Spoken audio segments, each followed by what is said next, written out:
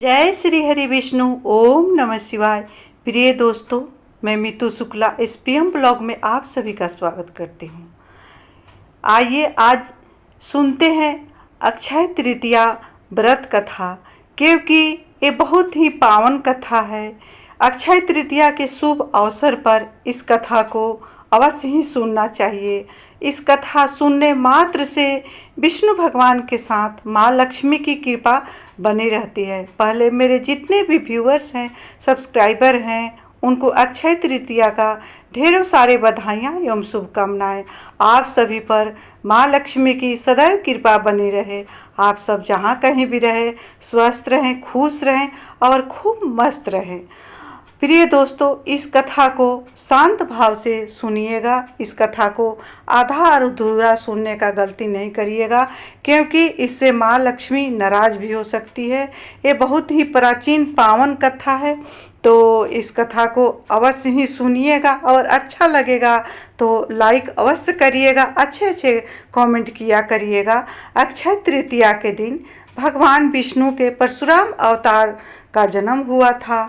इतना ही नहीं, इस दिन युधिष्ठिर को कृष्ण ने अक्षय पात्र दिया था। अक्षय तृतीया के दिन दान के कार्य करने और खरीदारी का अपना विशेष महत्व माना जाता है।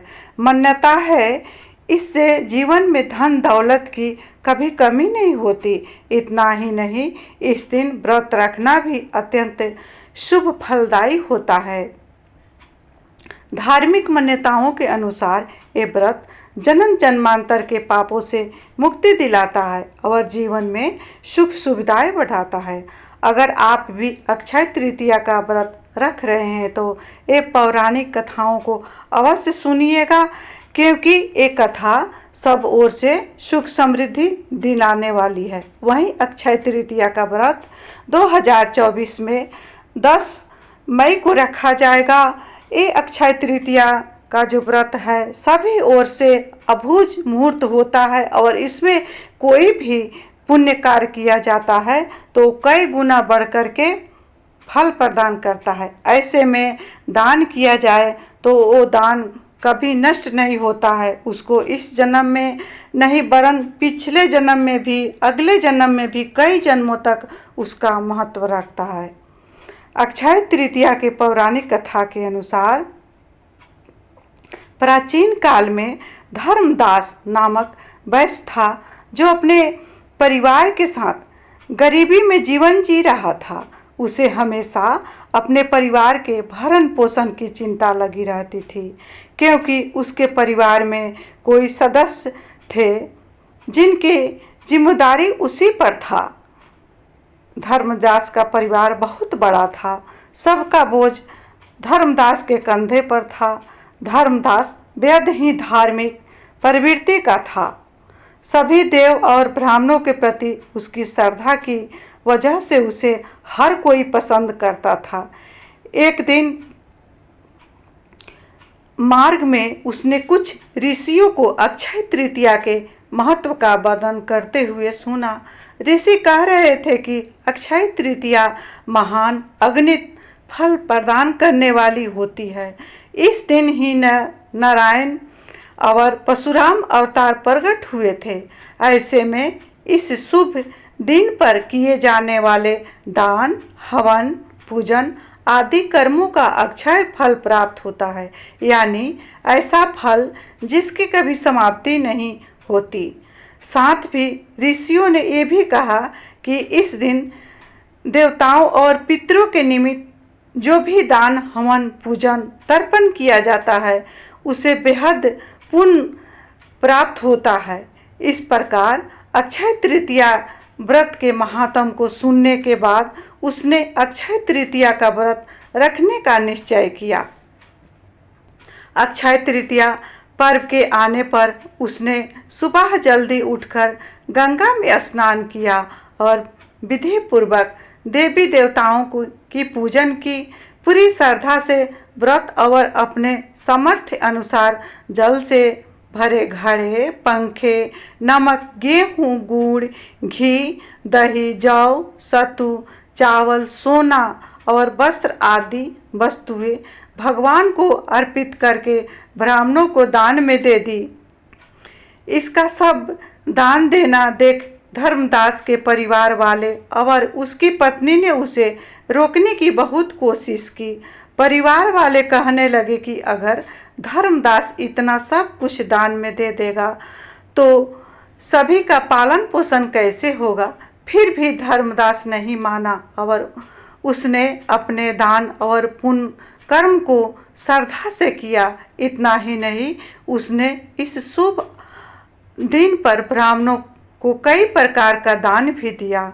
इस तरह उसके जीवन में जब भी अक्षय तृतीया का पर्व आया तो उसने प्रत्येक बार पूरी विधि से पूजा और दान आदि कर्म किए।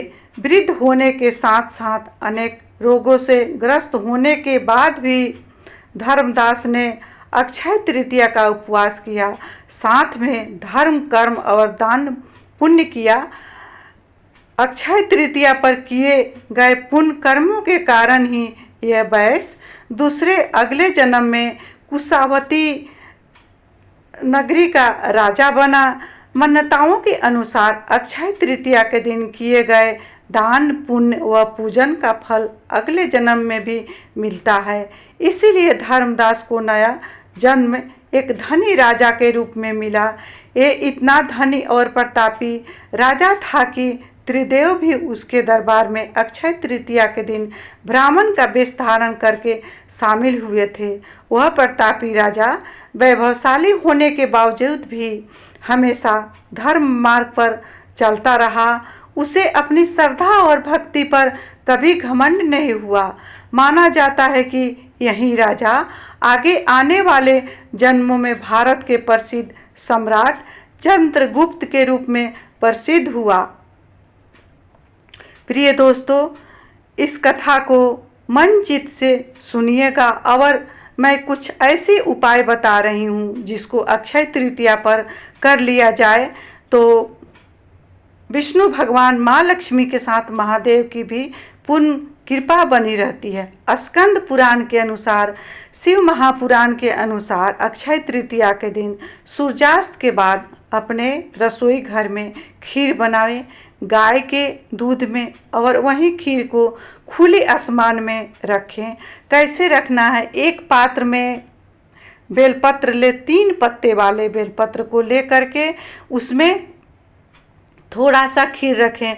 बेलपत्र का जो सीधा भाग है, जो चिकना भाग होता है, सो खीर के ऊपर पड़ना चाहिए। इस तरह से उस खीर को रखें। थोड़ा सा खीर लेकर के खुले आसमान में रख दे, क्योंकि अक्षय तृतीया के दिन आसमान से अमृत की वर्षा होती है। अगर अक्षय तृतीया के दिन खुले आसमान में रात्रि के समय खुले आसमान में खीर रख दिया जाता है, वहीं सुबह उठ करके आपके घर में जो भी देवी देवता हैं उनके सामने उस खीर को अर्पित किया जाता है, तो सारे देवी देवताओं के साथ महादेव की भी पूर्ण कृपा बनी रहती है। क्योंकि बेलपत्री में 33 कोटि देवी देवता का वास होता है। वही डंडी का जो भाग है सो माँ लक्ष्मी का स्वरूप माना जाता है, और जो 3 पत्ते हैं सो दाहिने वाले पत्ते को विष्णु का स्वरूप माना जाता है, बाएं वाले पत्ते को ब्रह्मा का स्वरूप माना जाता है, और बीच वाले जो पत्ते हैं उसको महादेव का स्वरूप माना जाता है। और जो 2 पत्ते के थोड़ा सा जो जगह बची रहती है वो डंडी का जो भाग होता है वो में 64 जोगिनियों का वास होता है। तो इसीलिए अगर इस उपाय को किया जाता है तो अक्षय तृतीया के दिन खुले आसमान में खीर रखा जाता है तो आसमान से अमृत बरसती है। अगर कोई भी व्यक्ति इस खीर को खा लेता है, भगवान को अर्पित करने के बाद इस खीर को ग्रहण कर लेता है, तो उसके दीन दशा को विष्णु भगवान महादेव अवश्य ही बदल देते हैं। अगर कोई रोगी है, एक खीर को खा लेता है तो उसको आरोग्य प्राप्त होती है। हम सभी को पता है कि जो कुवार की जो आश्विन की जो पूर्णिमा आती है उस दिन ही आसमान से अमृत बरसती है। प्रिय दोस्तों, ऐसा नहीं होता है, उस दिन तो अमृत बरसती है, लेकिन अक्षय तृतीया पर भी अमृत आसमान से बरसती है। तो इस दिन इस उपाय को अवश्य करें। अपने भोजन को, अपने जो भी आप खाते हैं उस दिन बनाते हैं, उसको सबसे पहले गौ को निकाले, गौग्रास को निकाले और इस उपाय को अवश्य करें। ये उपाय को कब करना है सो नोट कर ले प्रिय दोस्तों। सूर्यास्त के बाद इस उपाय को करना है। थोड़ा सा खीर गाय के दूध में अवश्य बना करके इस उपाय को करेंगे और सभी को खिलाएंगे। अगर बच्चा खाता है तो उसका बुद्धि प्रखर होता है। अगर कोई बीमारी से, लंबे समय से बीमारी से ग्रस्त है तो बीमार व्यक्ति खाता है तो उसको आरोग्य की प्राप्ति होती है।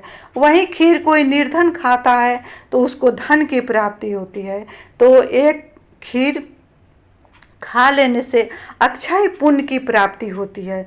जो जिस भावना से खाता है उस तरह उस पर माँ लक्ष्मी की कृपा बरसती है। इसी के साथ मैं अपने वाणी को विष्णु भगवान माँ लक्ष्मी के चरणों में विराम दे रही हूँ।